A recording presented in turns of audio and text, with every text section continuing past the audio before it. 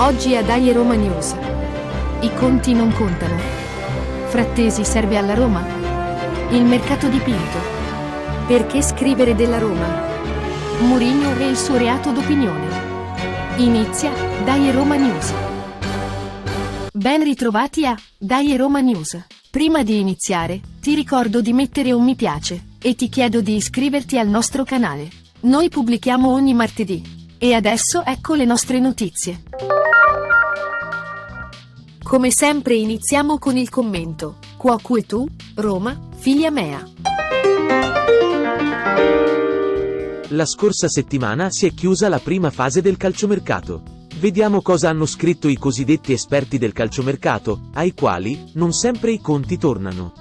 Ognuno ha la sua fonte, ognuno scrive quello che ritiene giusto per le sue conoscenze. Analizziamo 4 giornali, su 4 giocatori ceduti dalla Roma. Il calciatore Tahirović, per il giornale Il Tempo, è stato ceduto a 8,5 milioni.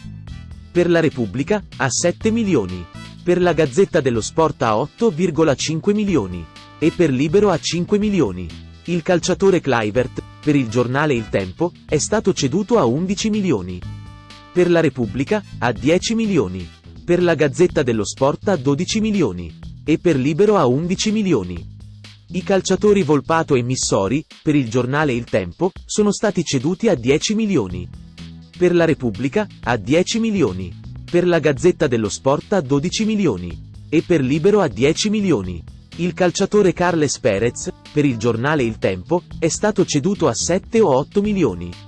Per la Repubblica, a 6 milioni. Per la Gazzetta dello Sport a 8 milioni. E per Libero a 6 milioni. Per certo, alcuni giornalisti inseriscono i vari bonus, ed altri no. Ma tutto ciò è serio? E allora, quoque vos, giornalisti, fili meis? Tornate alle origini, preoccupandovi di scrivere bene i vostri articoli, e lasciando ad altri il ruolo di far quadrare i conti. Basta con chi fa finta di essere bene informato, non è una gara a chi la spara più grossa. Cercate di essere più seri. Questo perché con voi, i conti, non contano. Alla prossima! Si parla molto del calciatore Davide Frattesi, ed in particolare, ormai da 2 anni si parla di Frattesi alla Roma. Noi non vogliamo entrare nelle dinamiche del valore del calciatore, ovvero se la Roma faccia bene ad acquistarlo a una certa cifra, oppure se faccia bene ad incassare la percentuale da lei posseduta per la vendita del calciatore. A noi interessa sapere se per Frattesi valga la pena di fare un investimento oppure no. Non vogliamo dire che non è un buon giocatore e che non sarebbe utile al gioco della Roma, vogliamo solo domandarci se alla Roma non sia già presente un calciatore in cui valga la pena continuare ad investire. Noi facciamo un nome, Edoardo Bove. Non è proprio la fotocopia di Frattesi, ma è un calciatore che se continuerà a poter giocare e non a rimanere in panchina, siamo certi che ci fornirà delle ottime garanzie di crescita pari a Frattesi. Cosa ne pensate? Lasciamo spazio al commento, il punto del mister. Fino ad ora, il mercato del direttore Pinto è stato perfetto.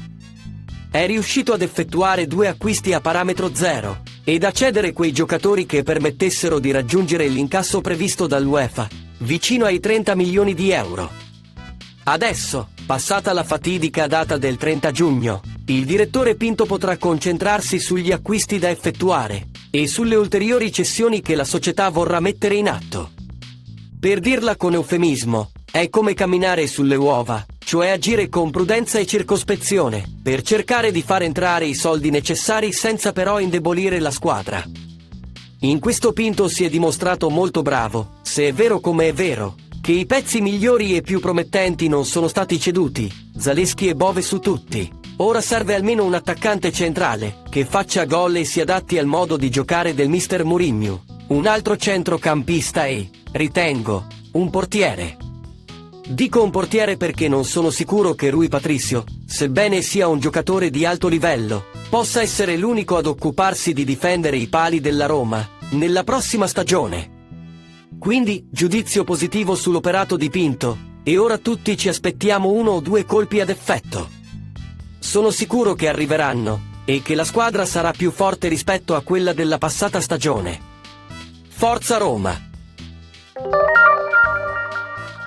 Ma quanto è bravo il giornalista Guido Baciago, direttore del giornale Tutto Sport.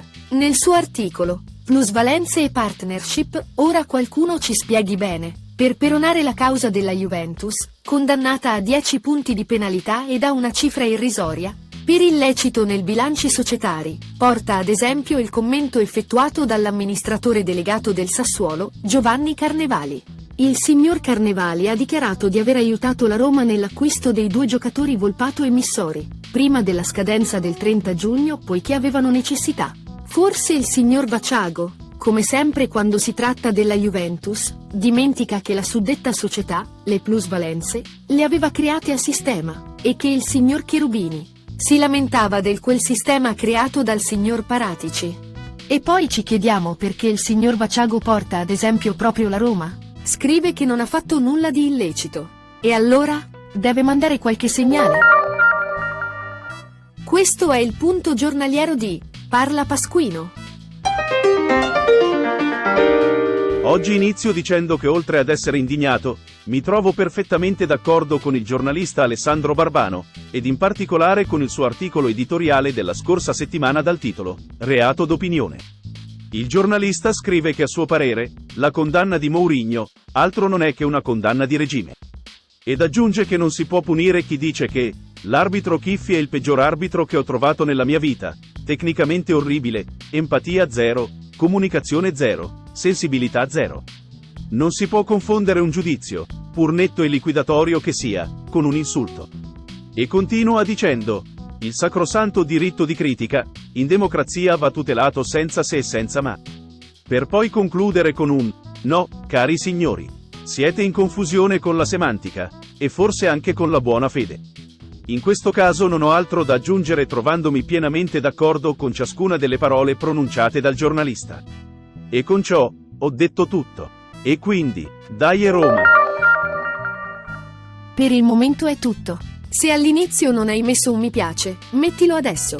Per continuare a seguire le nostre notizie, iscriviti al nostro canale. Per risentirci, ti ricordo che noi pubblichiamo ogni martedì. Appuntamento alla prossima edizione di Dai Roma News.